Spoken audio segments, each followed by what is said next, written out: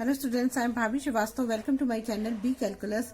आज हम करेंगे क्लास 11 का मैथ्स का चैप्टर 10 है स्ट्रेट लाइंस। उसकी एक्सरसाइज 10.2 का क्वेश्चन 9 करेंगे। देखिए इसमें क्या दे रखा है, the vertices of P Q R. ये हमें कोई भी एक ट्राइंगल दे रखा है, इसके वर्टिक्स आपको दे रखे हैं ना। तो एक अब हमने ले लिया पी, ये ले लिया क्यू और दूसरा दिया है इसने आर। तीन दे रखे ना, आर हो गए, तीन हो गए। तो पी क्यू आर तीन वर्टिक्स है इसमें। इसमें इनके वैल्यू भी वो भी दे रखा है, इसके कोऑर्डिनेट भी दे रखे हैं 4 और 5, और ये है -2, 3, और ये है 2 और 1 है। फिर इस क्वेश्चन को पहले समझ लीजिए, फिर इस क्वेश्चन करेंगे। तो इसमें ये बोला हुआ है कि इसके बीच में एक आर से एक मीडियन है, आर के थ्रू एक मीडियन है। तो मीडियन का मतलब क्या होता है कि मतलब ये दोनों इक्वल होंगे, यही तो होता है मीडियन का मतलब। तो ये दोनों इक्वल होंगे, ये दोनों, ये पी और ये अगर मान लीजिए इसको हम मान लेते हैं एस मान लेते हैं। तो ये हमें पता है कि अगर मीडियन है तो इसका मतलब क्या होता है, बीच में से आ रही है ना कोई भी चीज। तो बीच से मतलब क्या है कि अगर हम इसको देखें तो इसकी दो कंडीशन होगी। एक कंडीशन तो ये होगी कि जो हमारा ये है जो एंगल है वो भी इक्वल होगा, एक तो है ना। तो आप इसको चाहें ये जो आपका ये पी एस आर है या आर एस क्यू, कोई भी एंगल मान लीजिए, ये एंगल दो है ना हमारे, आर एस पी ले लीजिए या एंगल आर क्यू एस ले लीजिए। ये क्या होंगे, एक दूसरे के इक्वल होंगे क्योंकि ये मीडियन है। तो दोनों ट्राइंगल इक्वल होंगे ना, दोनों ट्राइंगल इक्वल होंगे। दूसरा क्या होगा, ये पी एस है एस क्यू के बराबर है। अगर ये मीडियन है तो पी एस जो है वो एस क्यू के बराबर होगा। ये दो तीन चीजें हमें पता है। देखिए इसमें इन्होंने क्या बोला है कि the vertex of P Q U R 2, 1, 2, 3 and 4, 5 find the equation of median. जो इसकी है, इसकी हमें इक्वेशन निकालनी है ना। अब इसकी इक्वेशन कैसे निकालेंगे भाई, हमारे पास तो अगर हम इसको देखें इस लाइन पे हमें इक्वेशन निकालनी है तो हमारे पास एक तो कोऑर्डिनेट तो ये दे रखा है और दूसरा हमारे पास एम भी नहीं है। तो फिर इसे कैसे निकालेंगे, तो उसका तरीका ये है कि अगर या तो हमारे पास दो पॉइंट होते है ना, या ये वाला कोऑर्डिनेट है, ये वाला भी कोऑर्डिनेट हमें पता होता।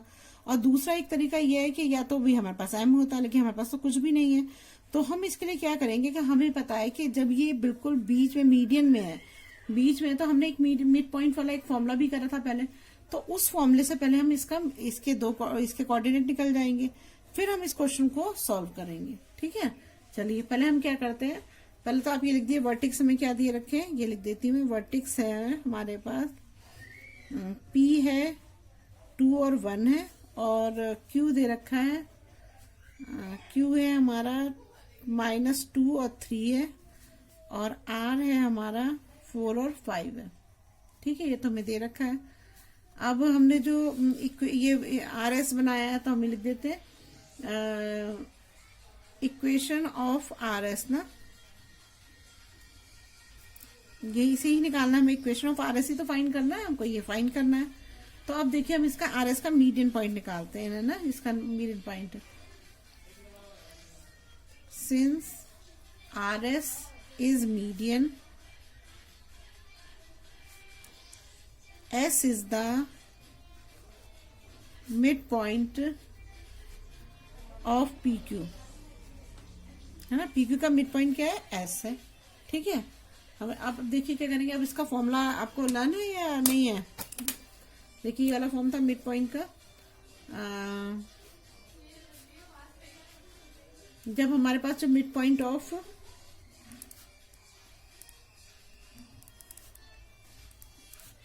ए लाइन ज्वाइनिंग पॉइंट्स, कौन सा ये दो ज्वाइनिंग पॉइंट होंगे ना, यहाँ पे ये दोनों ये होंगे x1 y1, ये हो जाएगा x2 y2 ये हो जाएगा।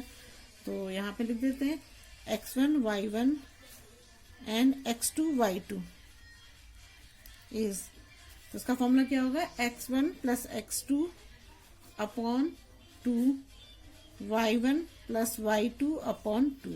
ये हमारा फॉर्मूला हो गया। अब इस फॉर्मूले में हम इसको रख देते हैं। तो देखिए अब हमने इसमें जो है ये हमारा x1 हो जाएगा, ये y1 हो जाएगा, ये x2 हो जाएगा, ये y2 हो जाएगा ना। ऐसे हम इसको वो कर देते हैं, यहीं पे लिख दे तो मैं, या यहाँ लिख देती हूँ। चलो 2 और x1 है हमारा 2 और y1 है हमारा 1 और x2 हो गया हमारा -2 और y2 है हमारा 3 है। ठीक है, अब इसको फॉर्मूले में रख देते हैं। तो x1 हो गया हमारा 2 प्लस x2 कितना है हमारा -2, तो ऐसे ब्रैकेट में कर देंगे -2/2 हो जाएगा। और यहाँ पर y1 है हमारा 1 और y3 है 3/2 हो जाएगा। तो जब आप इसे सॉल्व करोगे तो क्या आएगा, यहाँ पर 2 में से 2 गया तो यहाँ पे तो 0 ही बचेगा, है ना। तो ये क्या आ जाएगा हमारा 0/2 हो जाएगा। दूसरा क्या बचेगा 1 + 3 4/2, तो 2 से 2 को डिवाइड करोगे तो 2 2 4 आ जाएगा। तो हमारे पास कितने कोऑर्डिनेट है, एक आया 0 और दूसरा क्या है 2 से 0 डिवाइड करो 0 ही आएगा और दूसरा आएगा 2। तो s = क्या आया हमारा 0 और 2। ये वाला पॉइंट क्या है 0 और 2 आ गया आपका ना। ये 2 पॉइंट आपने निकाले। अब हमारे पास दो ये हो गए x1 y1 और x2 y2 हो गया ना। तो अब देखिए कैसे निकालेंगे। अब हम क्या करेंगे इसमें, अब देखिए आपने ये s निकाल दिया, ये पॉइंट निकाल दिया, तब हमारे पास 2 पॉइंट तो हो गए। अब जो हम फॉर्मूला यूज करते थे वो वाला कौन सा फॉर्मूला था हमारा, ये वाला फॉर्मूला था ना, y - y1 = m ये था हमारा x2 माइनस नहीं x - x1 ना, x - x1 ये फॉर्मूला था। लेकिन हमारे पास तो m भी नहीं है, तो अब हम क्या करेंगे, तो हमें दूसरा वाला फॉर्मूला यूज करना पड़ेगा जिसमें हमने निकाला था m = y2 - y1, ये था ना हमारा, और x2 - x1। या तो आप इसे अलग से निकाल लो, ऐसा भी कर सकते हो आप, है ना, कि इसे x1 y1 मान लिया, इसे x2 y2 मान के इसको निकाल सकते हो। लेकिन मैं इसी में लिख देती हूँ, हम इकट्ठे ही निकालेंगे। तो ये हो जाएगा हमारा y - y1 = हो जाएगा y2 - y1 x2 - x1, और ये हो जाएगा हमारा x - x1। ये वाला फॉर्मूला भी मैंने आपको कराया हुआ है ना। तो ये वाला फॉर्मूला हम इस वाले फॉर्मूले को यूज करेंगे। तो अब देखिए इससे हमारा क्या है, इसमें हमारा जो ये दे रखा है ना, तो अब हम यहाँ लिख लेते हैं हमारा x1 क्या है, x1 है हमारा, ये ले लेते हैं हम x1 ना, x1 और ये y1 ये ले लेते हैं ना। तो x1 कितना है हमारा, x1 है हमारा 4 है और y1 है हमारा 5, और x2 ये वाला ले लेते हैं ना, x2 है हमारा 0 और y2 है हमारा 2। अब इसको इसमें रख दो, तो y की जगह तो y ही रहेगा, ये मैंने आपको पहले ही बता चुकी, y - y1 हो जाएगा। y1 की जगह 5 लिखेंगे ना, यहाँ 5 आ जाएगा, और इधर आ जाएगा हमारा y2 कितना है, y2 2 है, तो 2 - 5 हो जाएगा, है ना, 2 - 5 हो गया। और ये x2 - x1 है, x2 - x1 क्या हो जाएगा 4 माइनस नहीं 0 - 0 है ना, x2 0 है, 0 - 4 हो जाएगा, और x ऐसे रहने देंगे, x1 क्या है हमारा 4 है, ये हो गया। अब इसको आप सॉल्व कर लो तो क्या आ जाएगा यहाँ पर y - 5 = 5 में से 2 जाएगा तो कितना बचेगा 3 बच जाएगा, माइनस का 3 बच जाएगा, 0 - 4 भी -4 बच जाएगा, और यहाँ आ जाएगा हमारा x - 4। अब हम ये क्या करेंगे इसको कि अब हम इसको क्रॉस मल्टीप्लाई कर देते हैं ना, तो 4 इधर आ जाएगा, तो हमारा क्या आ जाएगा यहाँ पर -4y, और माइनस माइनस प्लस हो जाएंगे, +5 4 = 20 हो जाएगा ना, 20 हो गया। अब क्या करेंगे इसको, यहाँ पर हम ऐसा भी तो कर सकते थे, माइनस से माइनस कट जाए तो क्या जरूरत थी, हमें काट देते। तो ये क्या हो जाएगा, यहाँ ये माइनस से माइनस कट गया, तो हमारा ये बन गया ना y - 5, यहाँ बन गया हमारा = 3/4, और ये है हमारा x - 4 हो जाएगा, ये हो जाएगा ना। तो मैंने 4 को इससे मल्टीप्लाई कर दिया, तो ये 4y प्लस यहाँ पे हो जाएगा 5 4 = 20 हो जाएगा ना। तो ये 20, लेकिन ये माइनस का है ना, तो माइनस ही आएगा यहाँ पर। जब इसको इससे मल्टीप्लाई करोगे तो क्या आएगा 4y आ गया, इसको इससे मल्टीप्लाई करेंगे तो यहाँ माइनस आ जाएगा, -20 हो जाएगा, और = हो जाएगा 3 को इससे मल्टीप्लाई कर देते तो 3x - 4 3 = 12 हो जाएगा, ये हो गया हमारा। अब इसको आप इधर कर दो, मैंने कहा था 3x को हमेशा कोशिश करनी चाहिए प्लस में रहे, तो हम इसको इधर ले आते हैं, तो ये हमारा 3x हो जाएगा, और इसको इधर लाओगे तो क्या आएगा -4y हो जाएगा, और ये -12 तो है ही, और ये इधर जाएगा तो ये +20 हो जाएगा, = 0 हो जाएगा। तो क्या हो जाएगा यहाँ पर 3x - 4y, 20 में से 12 जाएगा तो कितना बचेगा 8 बचेगा, प्लस का ना, प्लस का साइन बड़ा है तो प्लस का आएगा, 8 = 0। तो क्या होगा, hence equation of median is 3x minus 4y plus 8 equal to 0, है ना इजी। चलिए अब नेक्स्ट करते हैं। देखिए अभी नेक्स्ट क्वेश्चन है, क्वेश्चन 10 है। क्या दे रखा है, find the equation of the line passing through -3 5 and perpendicular to the line through the point 2 5 and -3 6। तो इसका कहने का मतलब ये है कि मान लीजिए हमारा एक कोई पॉइंट दे रखा है, यहाँ पे इसने बोला कि कोई मान लीजिए एक कोई ये परपेंडिकुलर लाइन जा रही है ना, और इसके इसमें find the equation of line passing through, जो लाइन पास हो रही है इसमें जो एक पॉइंट है इसका ये है -3 5 है, ठीक है, और perpendicular line to the point जो ये है 2 5 है और ये -3 6 है ना। तो ये परपेंडिकुलर लाइन है तो ये आ जाएगा हमारा। अब देखिए अगर हम इस क्वेश्चन को देखें, मान लीजिए हमने से ए ले लिया और इसको ले लिया बी हमने, और इसको ले लेते हैं हम पी और क्यू ले लीजिए, इसे पी ले लेते हैं, इस पॉइंट को क्यू ले लेते हैं, ठीक है, ये ले लिया हमने। अब अगर हम ये परपेंडिकुलर वाला हम देखते हैं क्वेश्चन तो हमें एकदम से ध्यान आता है कि हमें तो ये वाला फॉर्मूला लगाना चाहिए जो हम ये करते थे, कॉस, ये वाला लगाते थे ना, X cos omega Y sine omega equal to P perpendicular.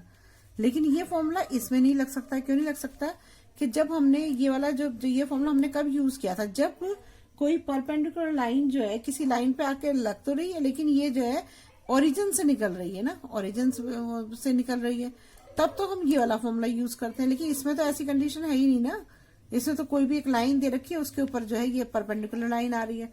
तो इसको हम दूसरी तरह से इस क्वेश्चन को करेंगे, ये ध्यान रखिएगा, इसमें थोड़ा सा ऐसे नहीं तो गड़बड़ हो जाएगा आपका ना।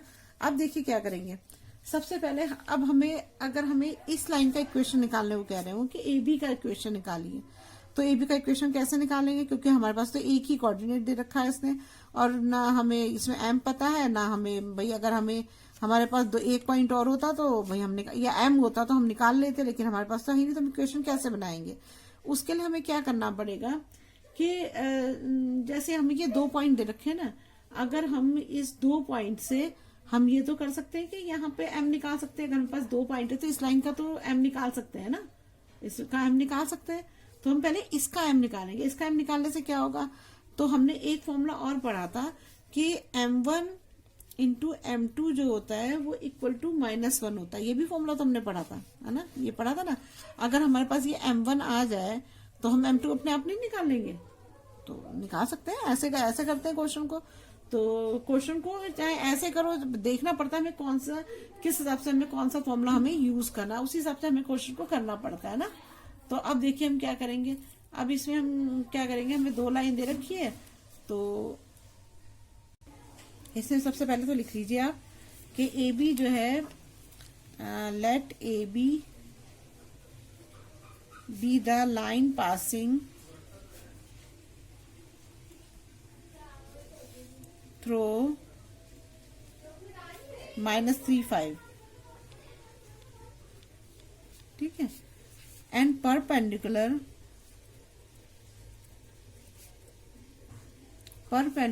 टू द लाइन, इसको सी डी लिख देती हूँ, सी, और इसको ले लेते हैं D, to the line C D through किससे 2 5 और -3 6, इधर लिख दे रही हूँ ना, -2 5 और -3 6, ठीक है। अब देखो हमें पता है कि अगर हमें let the slope of A B जो है ना, इसका स्लोप हम इसको ले लेते हैं m1 ले लेते हैं, और स्लोप ऑफ सी डी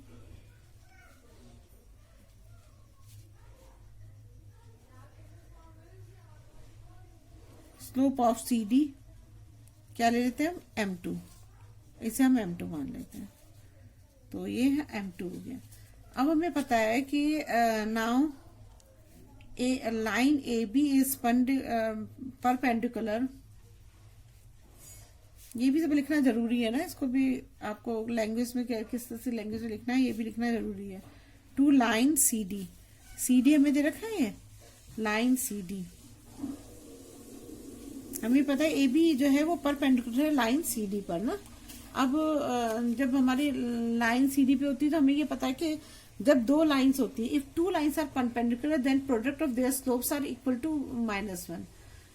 ये आपको मैंने इंट्रोडक्शन पार्ट में पढ़ाया हुआ है, तो आप उसे ध्यान से देखेंगे तो आपको पता लगेगा कि अगर दो लाइंस हैं वो परपेंडिकुलर है तो जो उनके स्लोप्स होते हैं मतलब M1 into M2 equal to -1 होता है। तो हम लिख देते हैं यहाँ पर if two lines are perpendicular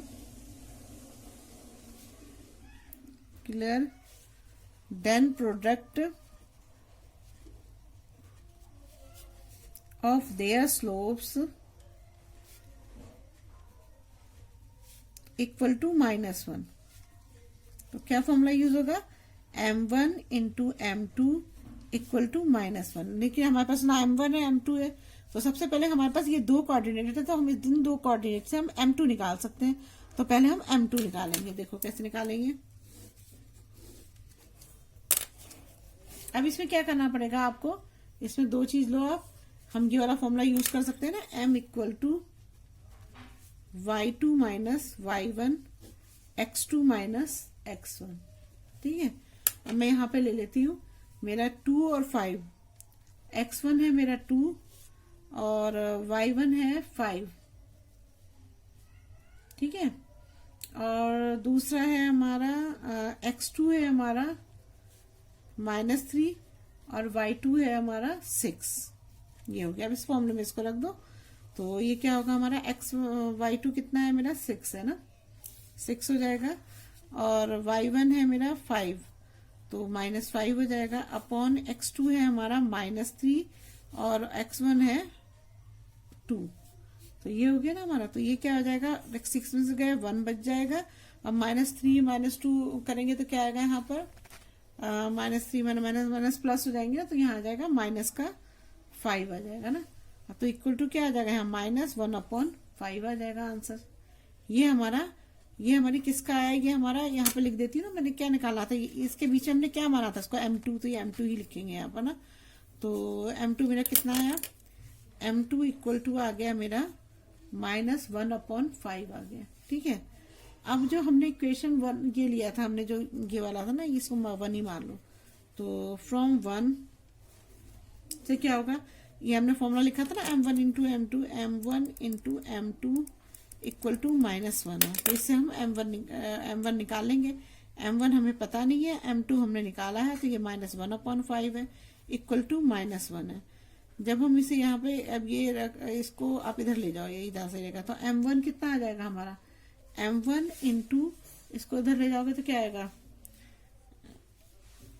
M1 है ना, M1 को यहीं छोड़ दो इसको, अच्छा यहाँ 5 ऊपर चला जाएगा ना हमारा, तो क्या हो जाएगा हमारा, ये जाएगा तो उधर पलट जाएगा, तो M1 इक्वल टू क्या हो जाएगा -1 इंटू 5/1 हो जाएगा ना। ये भी माइनस का ही, माइनस से माइनस 1 से 1 कट गया, तो यहाँ पे क्या बच जाएगा 5। तो M1 हमारा कितना आ गया, M1 इक्वल टू हो गया हमारा 5 आ गया। इसे क्या लिखेंगे, slope of line AB equal to M1 आ गया हमारा। अब जब हमारा M1 आ गया और M1 आ गया, तो अब जब ये आया ना M1, तो ये था, ये है ना M1, तो ये हमें पता लग गया, तो अब हम इसे फॉर्मूले में रख के इसकी इक्वेशन बना सकते हैं। ठीक है ना, अब देखिए कैसे करेंगे। अब हमारे पास एक पॉइंट तो ये हो गया, एक पॉइंट हमारा ये x1 और y1 है ना, x1 y1 हमारा क्या हो गया, ये हमारा -3, तो हमारा x1 हो गया और y1। अब इस लाइन की इक्वेशन बनानी है ना हमको, तो इस लाइन के लिए तो ये है, ये लाइन में -3 5 है, तो ये y1 कितना है हमारा 5 हो गया, और हमने M1 कितना निकाला है, M1 है हमारा 5 है। तो अब इसको फॉर्मूले में रख दो आप। फॉर्मूला क्या है हमारा, फॉर्मूला है हमारा y - 5 y - y1 equal to M X minus X one, ये है हमारा फॉर्मूला ना। तो हमारा y कितना है, y तो y ही रहेगा।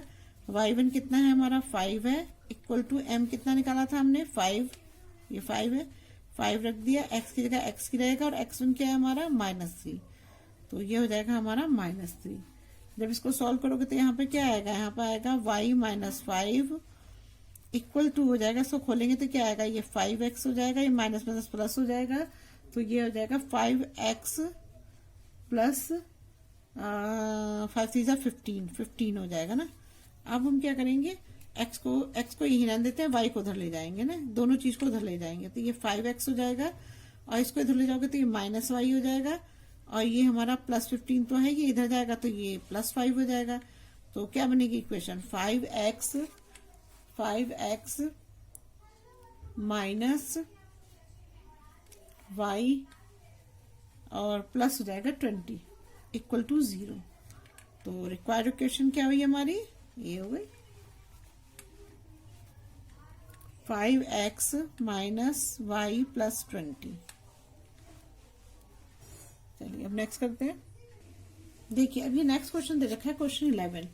इसमें क्या दिया हुआ है, a line perpendicular to the line segment join the points 1 0 and 2 3 divide in the ratio 1:n, find the equation of line. मान लीजिए हमारे ये एक एक्सिस है, जो ले लो आप ए बी ले लो, ठीक है, एक्स एक्सिस है जिसे हमने ए बी ले लिया, इसके परपेंडिकुलर एक लाइन जा रही है ना, परपेंडिकुलर लाइन जा रही है जिसको हम नाम देते हैं सी डी देते हैं, चलो ना सी है, एक परपेंडिकुलर है तो ये सी डी हो गई, परपेंडिकुलर तो पी लिख देते हैं यहाँ पर, ये पी हो गई। अब हमने ए जो पॉइंट दे रखा है हमको 1 और 0 दे रखा है देखो, और दूसरा दे रखा है हमें 2 और 3 दे रखा है, ठीक है, और इसको 1:n में डिवाइड कर रखा है। Find the equation of the line, हमें लाइन की जो ये सी डी लाइन है इसकी हमें इक्वेशन फाइंड करनी है। तो अब इसमें तो हमें कुछ दे ही नहीं रखा है, तो हम कैसे फाइंड करेंगे। तो लेकिन हम जब जैसे हम इसको देखते हैं तो हमें ये समझ में आ जाता है कि ये 1:n में है, तो हम रेशो वाला फॉर्मूला लगा सकते हैं, देखते हैं करके होता है नहीं होता है। तो सबसे पहले तो आपको ये लिखना पड़ेगा कि ये सी डी जो है, जो आपको दिया हुआ है सी डी जो है ये परपेंडिकुलर है ए बी पर ना, और दूसरा हमें 2 पॉइंट दे रखा है, ए पॉइंट है हमारा 1 और 0 है, और बी पॉइंट है, ये हमने लेट किया है, बी पॉइंट है हमारा 2 3 है, ठीक है। तो ये चीज हमें पता लग गई। अब हम क्या करेंगे, इसमें परपेंडिकुलर है तो हम इसमें वही वाला फॉर्म लगाएंगे जो हमें पता है कि जब कोई चीज परपेंडिकुलर होती है, मैंने बताया था कि जब ओरिजिन से कोई चीज आती है तब तो हम लगाते हैं x cos omega plus y cos omega equal to perpendicular, लेकिन इसमें ये उससे नहीं जा रहा है, तो इसलिए हमें अगर ये कोई लाइन अगर इधर से जा रही होती तब हम उसमें वो फॉर्मूला लगाते, लेकिन ये ऐसे तो नहीं जा रही है, तो इसको निकालने का तरीका दूसरा होगा। तो हम अब क्या करेंगे, अब इसे वही वाला जो पीछे बार हमने यूज किया था, कौन सा यूज किया था, slope of A B into slope of C D equal to -1, ये होता है ना। तो अब इसको करने के लिए हमें क्या करना पड़ेगा, पहले हमें स्लोप ऑफ ए बी निकालना पड़ेगा, ए बी का पहले स्लोप निकालो, फिर सी डी का निकालो, तभी जाकर तो निकाल पाओगे, या ए बी का निकल जाएगा तब दूसरा निकाल सकते हो आप, तो पहले एक का निकालना पड़ेगा। तो उसके लिए आपको क्या करना पड़ेगा, इससे फॉर्मूला यूज करेंगे, देखो कौन सा फॉर्मूला यूज करेंगे। अब देखिए इससे हम क्या कर लेंगे, स्लोप ऑफ ए बी निकाल लेंगे पहले ना। तो स्लोप ऑफ ए बी का फॉर्मूला याद ही होगा आपको, क्या है, y2 minus y1 x2 minus x1।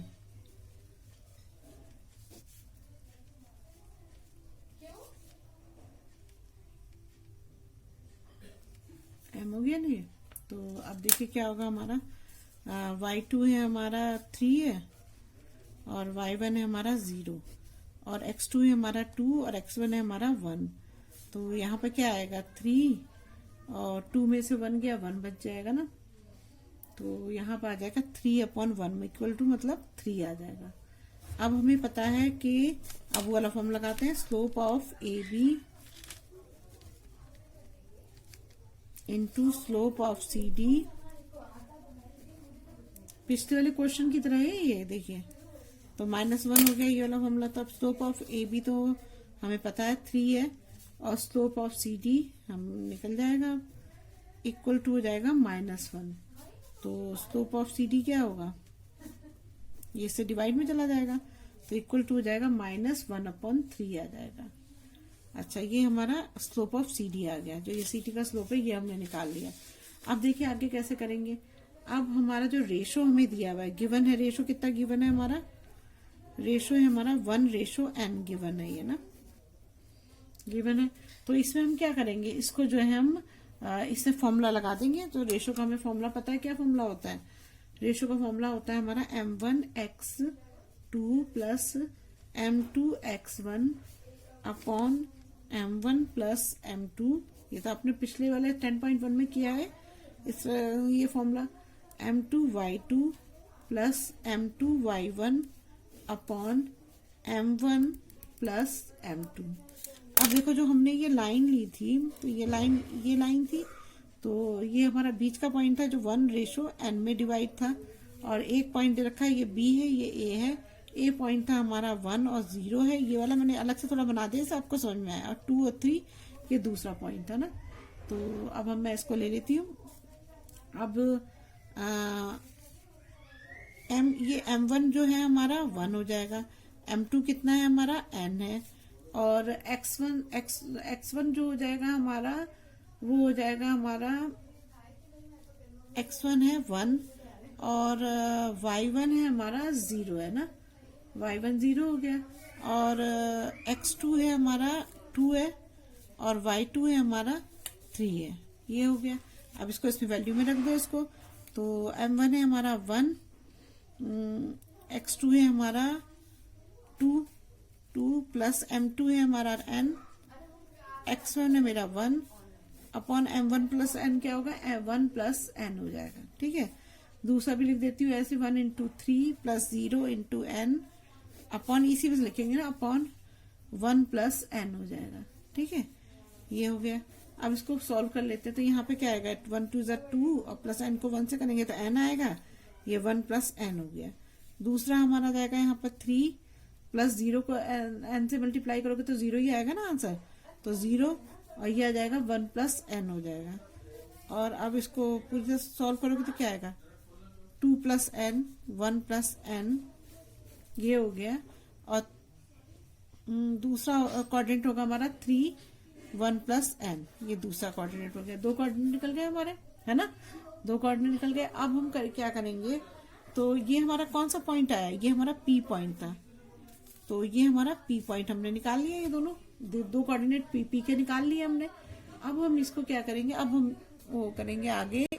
अब देखिए हमने इसमें जो है, इस क्वेश्चन में हमने ये निकाला था, एक तो ये स्लोप ऑफ सी डी निकाला था ना, स्लोप ऑफ सी डी ये निकाला था, ये वाला, ये स्लोप ऑफ सी डी निकाला था। ये क्या था, तो मैं यहाँ लिख देती हूँ। अब हमें अब इसमें इक्वेशन तो इस पे बनानी है ना हमको, तो हमारा p पॉइंट भी आ गया, ये 2 पॉइंट आ गए। तो मैं लिख देती हूँ यहाँ पर, हमारे पास क्या था, एक तो इसका वो स्लोप निकाला था हमने। स्लोप क्या निकाला था, स्लोप ऑफ सी डी क्या था हमारा, हमने जो यहाँ निकाला था वो स्लोप ऑफ सी डी ये था ना, -1/3, ये -1/3 हो गया। और हमने x1 जो लिया है वो क्या है, x1 ये ले लेते हैं और x2 ये लेते हैं, तो x1 = 2 plus n upon 1 plus n हो जाएगा। और यहाँ y1 हो जाएगा हमारा 3 1 प्लस n हो जाएगा, ये हमारे पास हो गया।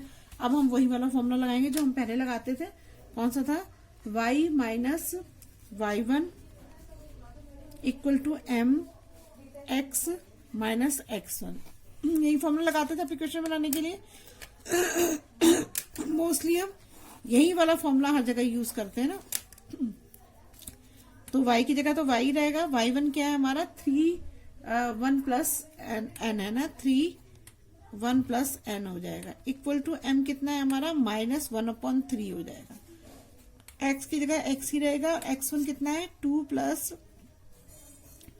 n अपॉन 1 प्लस n हो जाएगा ना। अब हम क्या करेंगे इसमें, देखिए अब क्या करेंगे, हम इस 3 को यहाँ मल्टीप्लाई कर देंगे, तो क्या हो जाएगा हमारा 3, और यहाँ पर हो जाएगा हमारा y, और ये हो जाएगा हमारा n प्लस, देखिए अब क्या करेंगे, इससे पहले एलसीएम लेना पड़ेगा। पहले क्रॉस मल्टीप्लाई तो करेंगे तो पहले इसका एलसीएम लेंगे ना। तो एलसीएम लेंगे तो यहाँ क्या आएगा, 1 + n हो जाएगा, और ये यहाँ पर अपॉन 1 होगा तो ये इससे मल्टीप्लाई हो जाएगा। तो यहाँ आ जाएगा y 1 + n,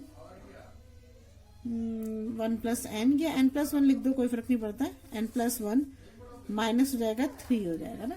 ये हो गया हमारा। अब यहाँ पे लोगे एलसीएम तो 1/3 तो यही रहेगा। यहाँ एलसीएम लोगे तो यहाँ भी n + 1 ही लिख देती हूँ मैं ना। यहाँ जो है ना n + 1 लिखो, 1 + n बात एक ही है। तो यहाँ पे क्या हो जाएगा हमारा x n + 1, और यहाँ हो जाएगा -2 + n हो जाएगा। ये हो जाएगा हमारा, है ना।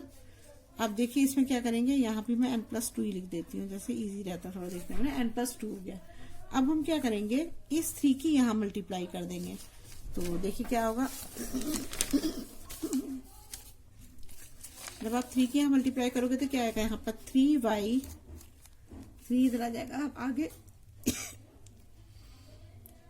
y n + 1 तो ऐसे ही रहेगा, n + 1 -3 हो जाएगा, इक्वल टू हो जाएगा। अब इसको इधर मल्टीप्लाई करेंगे तो क्या आएगा, यहाँ पर हो जाएगा ये x n + 1 तो है ही यहाँ पर हमारा ना, n + 1 -n - 2 ये हो जाएगा, और इनटू हो जाएगा n + 1, और ये नीचे भी n + 1 है तो या इसे भी ये नीचे ही आ जाएगा n + 1। मैंने क्या करा कि n + 1 और ये n + 2 था ना, तो मैंने इसको यहाँ पे लिख दिया n + 1 n + 2, और जब इसके यहाँ क्रॉस मल्टीप्लाई किए तो यहाँ n + 1 आ गया ना, ये n + 1 यहाँ पहुंच गया, तो ये n + 1 नीचे भी है, तो इससे क्या होगा, ये कैंसिल हो जाएगा। तो हमारा क्या बचेगा यहाँ पर, अब हम इसको मल्टीप्लाई कर लेते हैं तो क्या आ जाएगा हमारा, 3y n + 1, 3 की मल्टीप्लाई इससे भी होगी, तो ये क्या हो जाएगा, 3 3 जा 9 हो जाएगा। 9 इक्वल टू ये हो जाएगा हमारा, ये x -1/3 था ना, तो ये -x आएगा। ये देखो ये माइनस,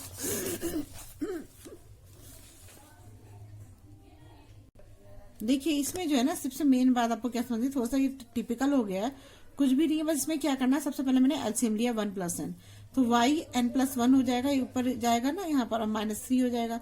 यहाँ पर मैंने 1 + n एलसीएम लिया, मैंने n + 1 को 1 + n को n + 1 लिख दिया है, कोई फर्क नहीं पड़ता है, दोनों ही पॉजिटिव में। तो यहाँ 1/3 था, लेकिन ये -1/3 था, तो यहाँ माइनस का साइन भी लगेगा।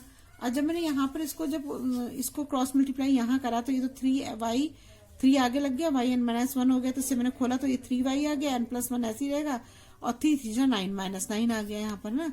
और यहाँ पर ये आ जाएगा -x n + 1 और -n - 2 और इंटू n + 1, जो ये n + 1 था, जो मैंने यहाँ मल्टीप्लाई किया था वो n + 1 यहाँ लिख दिया, n + 1 यहाँ नीचे था, ये दोनों कैंसिल हो गए, और ये पूरे का पूरा मैंने यहाँ पे लिख दिया सीधे सीधे। ठीक है, तो अब क्या करेंगे, जब इसको हम खोलेंगे तो अब क्या हो जाएगा हमारा, यहाँ आ जाएगा -x n + 1 जो कट के बचा, तो अब हमारे पास बचा n + 1, और ये हो जाएगा हमारा n प्लस, ये माइनस था ना, तो जब हमने यहाँ से साइन चेंज किया, देखो ये बाहर के बड़े पैकेट में माइनस है ना, जब हम इसको खोलेंगे तो ये तो माइनस ही रहेगा, लेकिन ये प्लस हो जाएगा, प्लस यहाँ पे आ जाएगा हमारा n + 2 हो जाएगा ना, n + 2 हो जाएगा यहाँ पर। अब देखिए क्या करेंगे हम,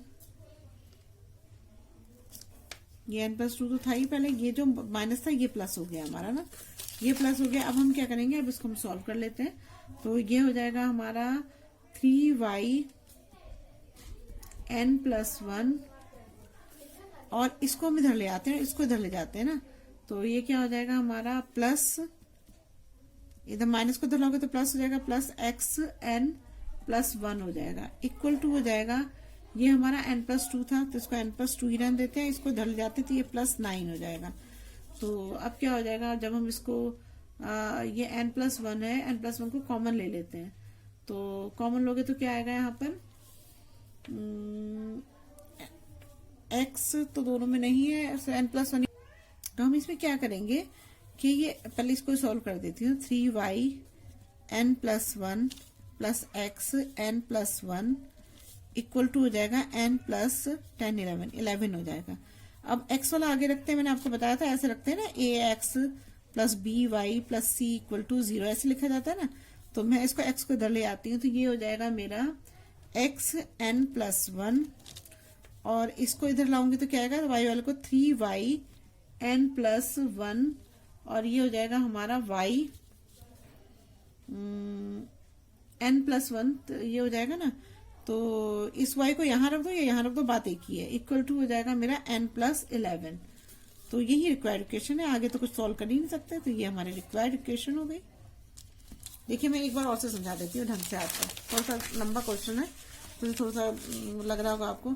हमें क्या हुआ है कि एक हमें लाइन दी है AB, उस पे कोई एक CD एक कोई परपेंडिकुलर लाइन जा रही है, जिसमें हमें सिर्फ ये बताया कि 1:n में ये बटा हुआ है ना, और ये 2 रेशो दे रखे हैं। तो हमने सबसे पहले क्या करा कि इन दोनों को यूज करके हमने सबसे पहले हमने स्लोप ऑफ AB निकाल लिया। ठीक है, स्लोप ऑफ AB निकाल लिया। जब स्लोप ऑफ AB आ गया तो अब हमने क्या करा, जब हमारे पास तो हमने M1 M2 ये जो होता है ना, जो रेशो दे रखे हैं, तो पहले तो हमने इन दोनों के बीच का स्लोप निकाल दिया। तो जब क्योंकि हमारे पास जब ये 2 कोऑर्डिनेट आ गए थे तो हमने क्या करा, इससे जो है इसका स्लोप निकाल दिया।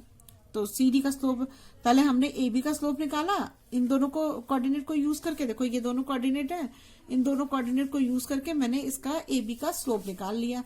AB का स्लोप आ गया तो मैंने स्लोप AB इंटू CD करके M1 into M2 equal to -1 होता है, तो M1 मैंने ये निकाल लिया, M2 ये था, तो M2 मैंने जब निकाला तो -1/3 आ गया। जब -1/3 स्लोप आ गया तो मैंने इसमें से जो मेरा रेशो वाला फॉर्मूला होता है वो लगाकर मैंने ये रेशो वाला फॉर्मूला ले लिया। ये x1 y1 ये x2 y2 लेकर मैंने इस फॉर्मूले से मैंने ये निकाला, यहाँ पर ये करा तो मेरा ये आ गया। इस तरह से मैंने निकाल लिया इसको। जब ये निकाल के मेरा आया तो ये जो मेरा जो बीच का कोऑर्डिनेट था, इन दोनों के बीच में कोऑर्डिनेट था, वो आ गया मेरा। जब ये कोऑर्डिनेट आ गया मेरा तो मेरे पास अब जो है मुझे CD लाइन पे इक्वेशन बतानी है ना, CD लाइन पे इक्वेशन बनानी है। तो मेरे पास जब ये 2 चीज आ गई ना, एक तो P पॉइंट आ गया और एक मुझे स्लोप पता लग गया, तो मैं अब निकाल सकती हूँ आराम से। तो मैंने ये वाला फॉर्मूला यूज करा, ये y1 minus m x minus x1 और इसमें y तो ये मेरा ये 2 कोऑर्डिनेट थे, तो मैंने ये ले लिया। मैंने ये 1/3 CD मैंने निकाला हुआ था, ये x1 हो गया, ये y1 हो गया, मैंने इस फॉर्मूले में रख दिया। इस फॉर्मूले में रखने के बाद इसको जो वो करना है, ये चीज मैं आपको फिर से दोबारा से समझा देती हूँ, थोड़ा सा कंफ्यूजिंग है। ये क्या होता है कि जब मैंने सबसे पहले क्या करा कि जो ये चीज होती है, सबसे पहले तो हम इसको एलसीएम लेते हैं ना, इसका एलसीएम लिया मैंने, तो 1 + n एलसीएम में आ गया।